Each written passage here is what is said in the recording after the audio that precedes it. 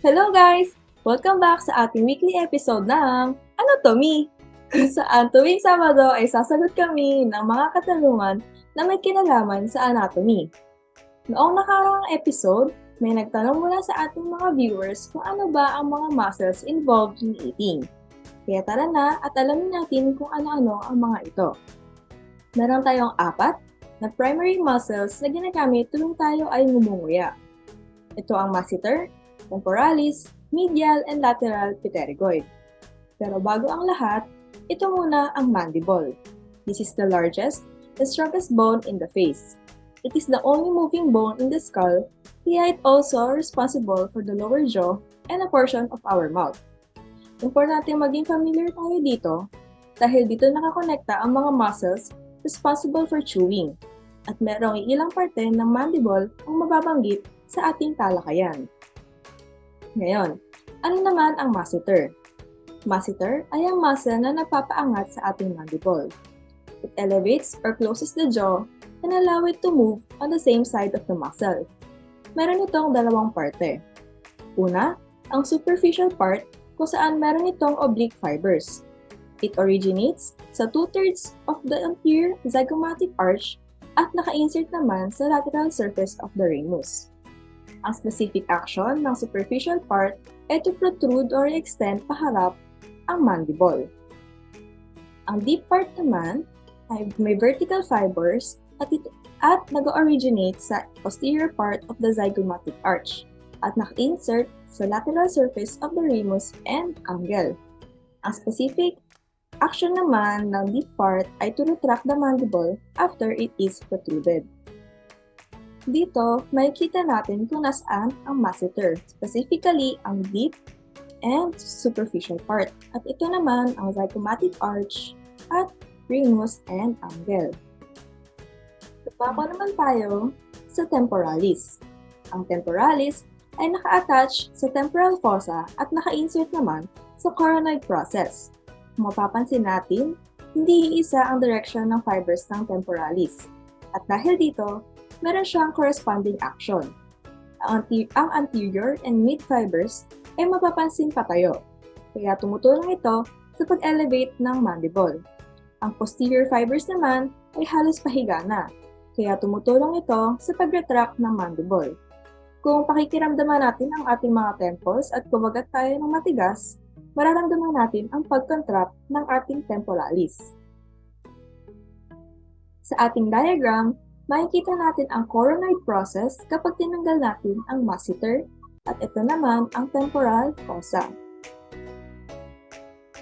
Sumunod naman ay ang medial pterygoid. Ang medial pterygoid ay may dalawang part ulit. Ang una ay ang superficial kung saan nag-originate ito sa maxillary tuberosity habang ang deep part naman ay nag-originate sa medial surface of the lateral pterygoid plate. Huwag kayo malilito ha. Yan, medial pterygoid ang tawag dito ay dahil naka-attach ito sa medial surface ng lateral pterygoid plate. Naka-insert naman ang medial pterygoid sa medial or internal surface ng ramus and angle. Ang medial pterygoid ay tumutulong sa pag-elevate at pag-protrude ng mandible. Kaakibat nito ang lateral pterygoid sa side-to-side movement ng ating mandible or ang pag-grind ng ating mga ngipin.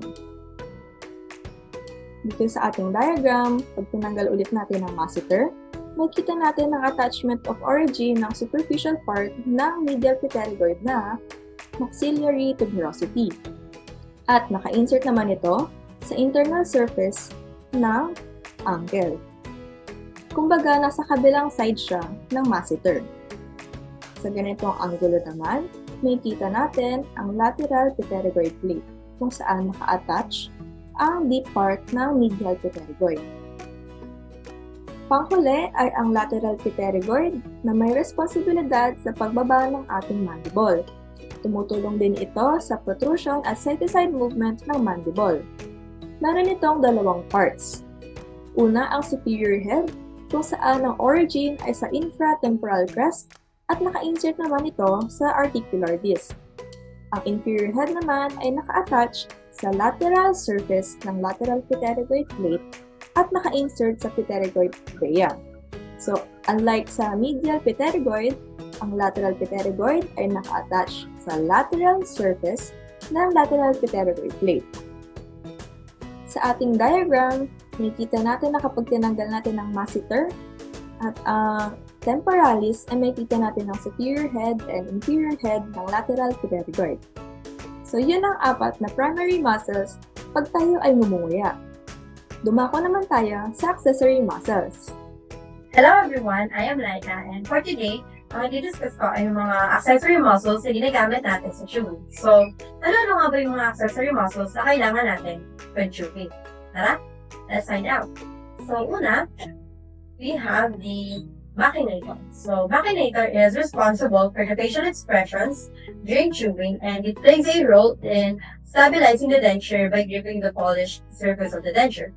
So, yung machinator nakalagay siya dito, according dun sa slide, and dito siya banda sa cheek natin. And ito yung main muscle ng cheek natin na nagpo-provide ng structure and tightness. It compresses the cheek against the molar teeth, and it prevents the cheek from being bitten during mastication. So, yung main purpose ng machinator is to pull back the angle of the mouth and to flatten the cheek area, which aids in holding the cheek to the teeth during chewing. So, yung action na ito, yung nagkakos ng muscle to be pushed back naman sa occlusal surface ng posterior teeth. And it helps in keeping the food in correct position during chewing. The machinator assists in muscles of mastication. So, as you can see, malaki talaga yung itutulong ng machinator sa atin kapag gumungaya tayo.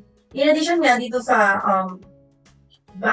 tulong ng machinator sa atin when chewing, machinator also plays an important role in playing with instruments because it expels air from the distended cheeks. So, yun. Ganun ka-importante yung machinator sa atin.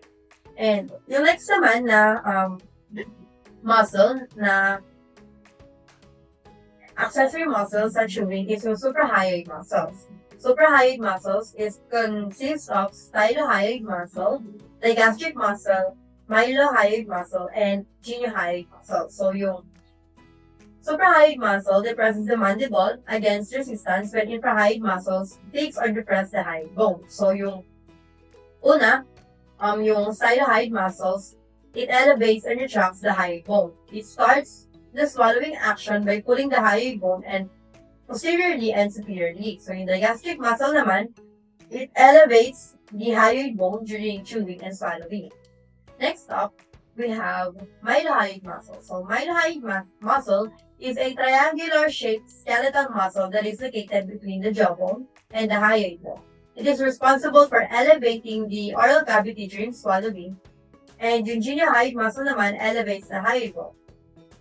It draws it anteriorly. If the hyoid muscle is fixed, the geniohyoid muscle helps in mouth opening by depressing the mandible and drawing or pulling it inward. So, if you're thinking kung nasan yung suprahyoid muscles, dito siya nakalakot. So, ito, suprahyoid muscle. So, yun nga, gaya na sabi ko kanina, nakalocate yung suprahyoid muscle sa itaas ng hyoid bone dito banda sa may neck.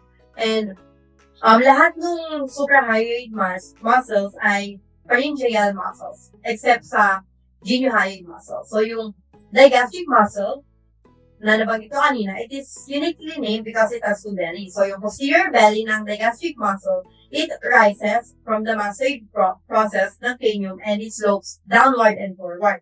Yung anterior belly naman, nag-arise siya mula sa digastric fossa ng inner surface ng mandibular body and it slopes downward and backward naman. Yung dalawang bellies, nagko-connect sila sa intermediate tendon, and yung intermediate tendon, it passes through a connective tissue loop attached to the hyoid bone. Yung mylohyoid muscle naman, it is a thin, flat muscle that forms a sling that is inferior sa tongue and it supports the floor of the mouth. Yung geniohyoid naman, it is a short, narrow muscle na nagko-contact sa midline. Yung stylohyoid naman ay long, thin muscle na nearly parallel sa posterior belly ng digastric muscle. Ngayon, na-discuss ko na yung itsura and yung location ng suprahyoid muscles. Punta naman tayo ngayon sa function nila. So, yung lahat ng suprahyoid muscles. Meron silang iba't ibang action, pero generally, ina-assist lang nila yung elevation ng hyoid bone and widening ng esophagus sa panlumulunok tayo. So, kapag yung dalawang bellies ng digastric muscle ay nag-contract, they pull upward the hyoid bone.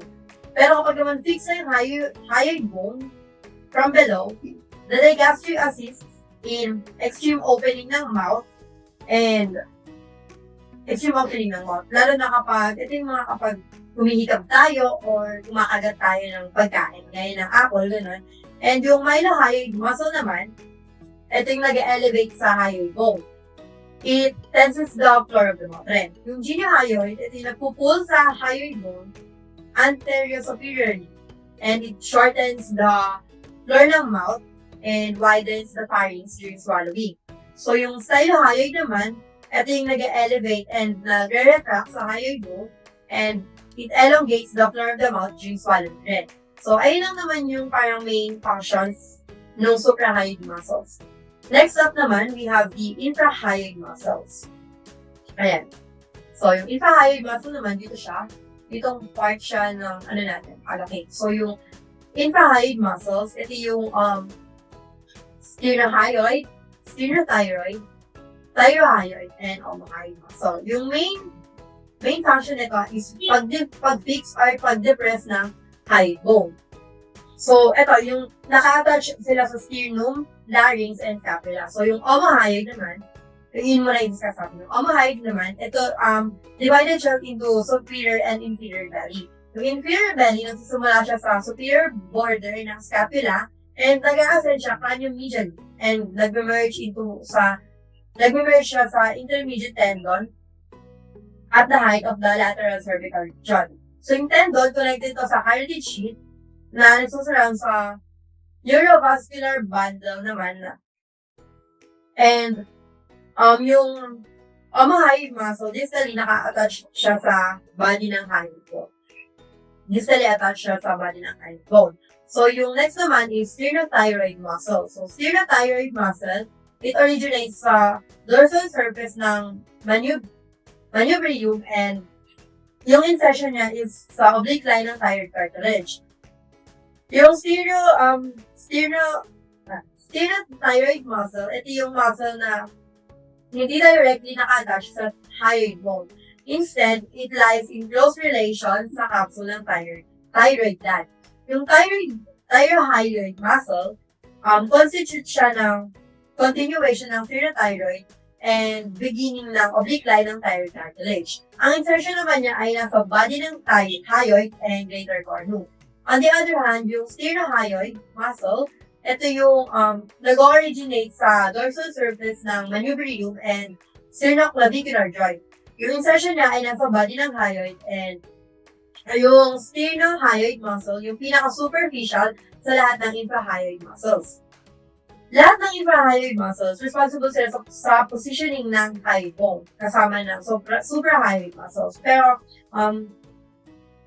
more specifically, they depresses the hyoid. Yung sternothyroid depresses the larynx, whereas the thyrohyoid elevates it kapag fix yung hyoid bone. The omohyoid naman, ito yung merong additional function dahil sa attachment niya sa cartilage sheath. It pulls the sheath and maintains low pressure naman sa internal jugular vein. This way, nai-induce ito yung blood return mula sa head papunta sa superior vena cava. So, yun lang naman yung main functions ng infrahyoid muscles. Nakapokus talaga siya sa pag-fix and Next is our tongue, which is an extremely movable set of muscles which allows us to speak, suck, or swallow in a coordinated way. When it comes to its attachment, in general, the root of the tongue is attached to the hyoid bone and mandible. And the lingua frenulum connects the tongue to the floor of our mouth while allowing the teeth to move freely. Ang main action ng ating dila tuwing tayo ay kumakain is 1. Sucking, which is vital for babies during breastfeeding, and chewing, swallowing, and saliva production. The tongue and the cheeks work together to constantly move the food between our teeth para manguya natin ito. And the movement of our tongue also massages mga salivary glands na nasa ilalim ng ating dila para mag-produce ng saliva. In this way, makakatulong ito sa pre-digestion and lubrication ng bolus habang tayo ay lumulunok.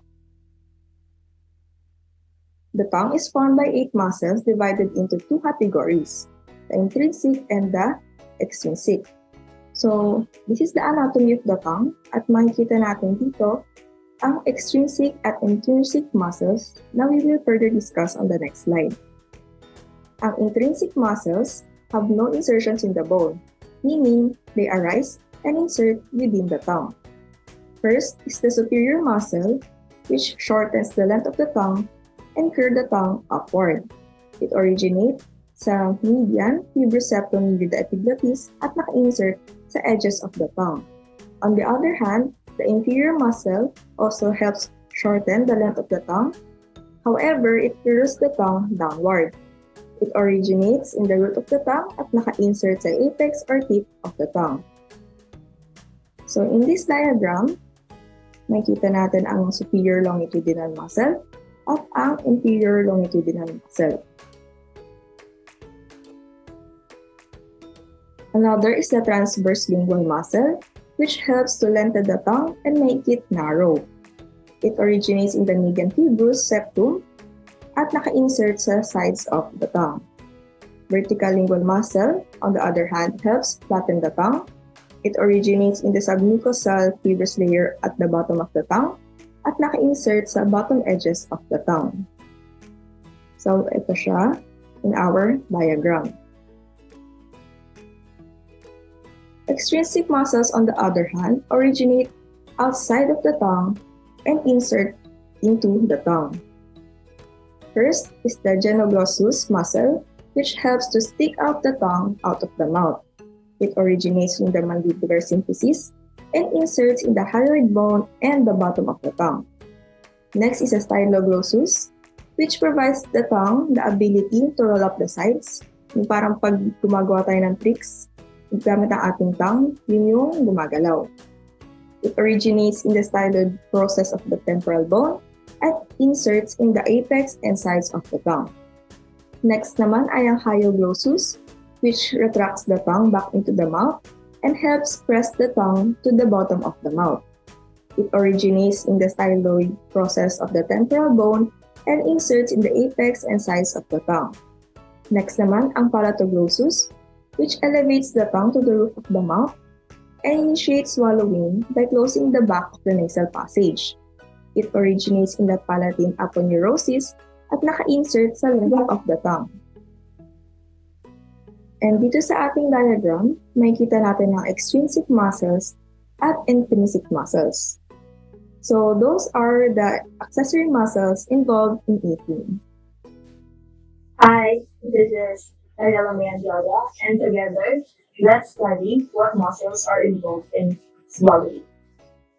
So, sa swallowing, involved dito yung suprahyoid and hyoid muscle, na nabanggit na kanina. So, we will just go in-depth, a little in-depth, with their attachments and actions.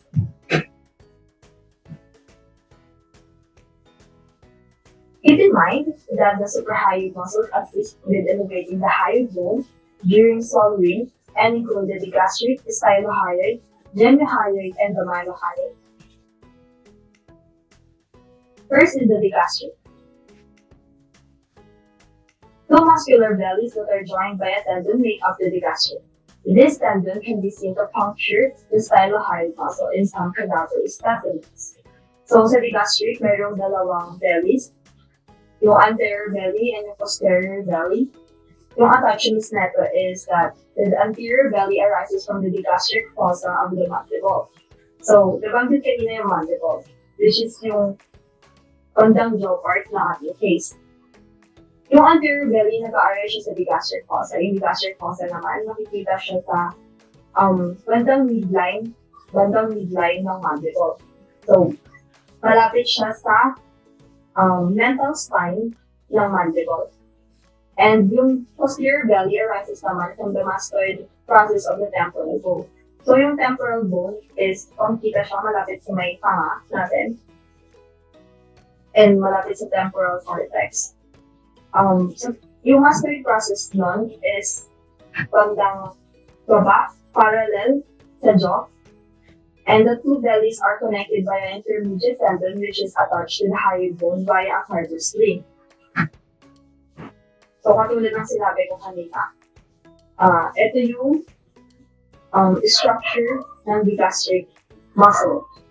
So, makikita yung malapit dito sa may mandible. Nandito yung malapit sa may mandible yung gastric fossa, and yung malapit sa temporal bone yung mastoid process. So, yung pinaka-action ng gastric muscle is that it depresses the mandible and that it elevates the hyoid bone, katulad ng lahat ng suprahyoid muscles. Next is the stylohyoid muscle. The stylohyoid muscle is a thin muscular strip which is located superiorly to the posterior belly of the gastric muscle. So, kanina nakita natin yung gastric muscle. Yung stylohyoid, naka-locate lang siya directly above the posterior belly and the gastric muscle. So, yung attachment nito arises from the styloid process of the temporal bone and attaches to the lateral aspect of the hyoid bone. So, katulad ng sinabi ko kanina, dito banda yung malapit sa pangabanda yung temporal bone.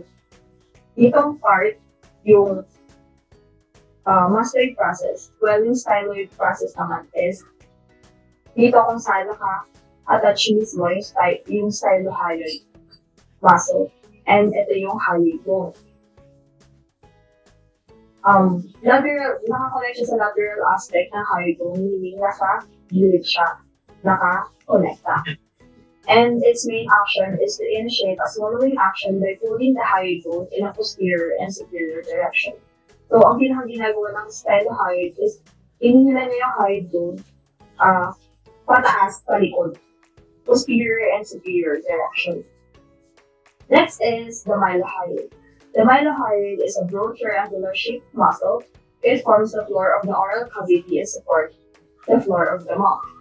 So, unlike yung mga naunang muscles kanina, para silang strap muscles, yung mylohyoid naman is mas malapad and triangular in shape. Yung attachment niya originates from the mylohyoid line of the mandible and attaches onto the hyoid bone.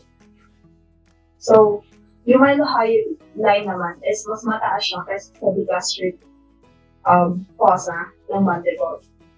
So, bale, mataas, superior siya sa gastric fossa. And its main action is to elevate the hyoid bone and the floor of the mouth. So, since yung common sa kanila nga is to elevate the hyoid bone, yung sa kanya, yung pinaka-main function niya is to elevate the floor of the mouth. Next is genihyoid. The genihyoid is located close to the midline of the neck, deep to the mylohyoid muscle. Ito naman, sa ilalim ng sa midline, malapit din siya sa midline, and sa ilalim ng mylohyoid muscle. Directly pababa ng hyoid bone. So, yung attachment niya arises from the inferior mental spine of the mandible, and it then travels inferiorly and posteriorly to attach to the hyoid bone. So, yung origin niya naman is a mental spine, which is directly sa midline ng mandible. Kung yung gastric fossa is malapit, like sa side yun ng mental spine ng mandible. So, bale, yung mental spine is natural na nasa gitna. It then travels inferiorly and posteriorly. So, palikod, pababa, yung position niya sa mga suprahyoid muscles. And then, yung main action niya is to depress the mandible and elevate the hyoid bone. Again, yung suprahyoid muscle, they elevate the hyoid bone. Pero itong genihyoid muscle, it depresses the mandible. So, parang binababa niya yung mandible, pero at the same time, tinataas niya yung hyoid bone. Next is the interhyoid muscles. are commonly referred to as the stroke muscles. They function opposite to that of the suprahyoid muscles and act to depress the hyoid bone during swallowing. These muscles include the almohyoid, the sternohyoid, and the sternothyroid muscles, and the thyrohyoid muscle.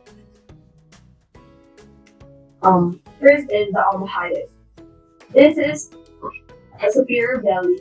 There is a superior belly, inferior belly to the almohyoid muscle. Katulad din na yung digastric, mayroong anterior and posterior belly. Yung almohyoid naman, may superior and inferior belly. From the height of the lateral cervical region, the inferior belly unites with an intermediate tendon after starting at the superior border of the scapula. The carotid sheath which encircles the neurovascular bundle is attached to this tendon. The muscle joins the hyoid's body distally. So, ang almohyoid naman ay makikita sa lateral cervical region o basically sa leeg. Sa side banda ng leeg. And they origin proximally to be attached to the scapula. So, nakakonect yung posterior belly naman sa scapula or yung shoulder bone. And distally attached naman sa hyoid bone. Yung superior belly ng almohyoid is the most lateral member of the infrahyoid muscles, also lateral to both the sternohyoid and thyrohyoid. So basically, yung superior belly ng almohyoid, yung pinaka-side part ng lahat ng infrahyoid muscles. And its main action is to depress the hyoid bone and also the underlying larynx. Next is the sternohyoid. The sternohyoid muscle originates at the sternoclavicular joint, the dorsal aspect of the manubrium and the body of the hyoid. Of all the infrahyoid muscles, the sternohyoid is the one that is most superficial. So, yun. Yung sternohyoid, nag-originate siya sa sternoclavicular joint or yung joint kung saan nagko-connect yung collarbone and yung pinaka-midget ng ribcage. And sa dorsal aspect ng manubrium. So, sa likod na part ng manubrium, yung manubrium is, sa makikita natin sa figure, is siya yung may arrow na nakalagay sa sternum. So, yung manubrium, siya yung strongest and thickest part ng sternum and siya din yung pinaka-superficial part. As well as yung sternohyoid, siya din yung pinaka-superficial na muscle sa lahat ng infrahyoid muscles. And its main action is to help depress the hyoid bone after it has been elevated by the suprahyoid muscle. This action closes the airways, preventing food from being inhaled. So, yung pinaka-function ng sternohyoid is that pinoprotektahan niya din as well yung larynx para hindi ma-inhale ng person yung kinakain niya. Next is the sternothyroid. The sternothyroid muscle arises from the manubrium dorsal surface and inserts on the thyroid cartilage oblique line. The sternothyroid is the only hyoid muscle that does not connect directly to the hyoid bone. Because of this, the thyroid glands capsule and the sternothyroid are situated closely together. First, sternothyroid naman, nag-origin siya as well sa manubrium dorsal surface as well as sa thyroid cartilage oblique line. So, thyroid cartilage oblique line is situated naman just superiorly, kung sa mga lalaki, just superiorly sa kanilang Adam's apple. And then, itong sternothyroid, hindi siya directly nakakonect sa hyoid bone dahil nga nakakonect siya sa thyroid cartilage. Dahil din doon, malapit siya sa thyroid gland capsule. And yung main action niya is also to help depress the hyoid bone, the larynx, to aid swallowing, speaking, and chewing. And lastly, we have the thyrohyoid. The thyroid muscle, which originates at the oblique line of the thyroid cartilage and inserts on the body of the hyoid and greater cornu, is the continuation of the sternothyroid. So yung thyroid muscle na, nagsisimula rin siya sa oblique line ng thyroid cartilage. And dumadiretso siya sa body ng hyoid and greater cornu. And kadugtong siya ng sternothyroid. Yung main action niya is to act in conjunction with other infrahyoid muscles and also to depress the hyoid bone. When the hyoid bone is stabilized by the suprahyoid muscles, thyroid elevates the larynx. So, siya naman yung bahalang pagtaas ng larynx after ma-depress beforehand. So, again, yung suprahyoid muscles, they elevate the hyoid bone, and infrahyoid muscles, they depress the hyoid bone. And that's all for suprahyoid and infrahyoid muscles. Thank you. Isa pa sa mga muscles na involved sa process ng swallowing ay ang ating longitudinal pharyngeal muscles. Ang function nito ay nag-expand ito ng ating pharynx, as well as ine-elevate niya rin ito kasama ang ating larynx sa tuwing tayo lulunok ng pagkain. Sa process din ng swallowing, ang ating pharynx ay nagsisilbing food passage. Sa tuwing tayo lumulunok ng pagkain, ang ating epiglottis naman ay gumagalaw upang mapigilan ang mga food particles na pumasok sa ating larynx at ang ating lungs. Para pa mas makatulong sa process na ito, ang ating laryngeal muscles naman ay nagsasara ng bahagya sa tuwing tayo lulunok ng pagkain. At dahil dito, nape-prevent din niya na pumasok ang ating mga pagkain na kinakain sa ating lungs. Susunod naman ay ang ating superior, medial, and inferior pharyngeal constrictor muscles. At ang kanilang function ay mag-narrow or magsarado ng ating pharynx. This is done in a coordinated fashion to help propel the food bolus. Ang food bolus ay isang semi-solid mass of food. Binubuo ito ng ating mga pagkaing inuya kasama ng ating laway.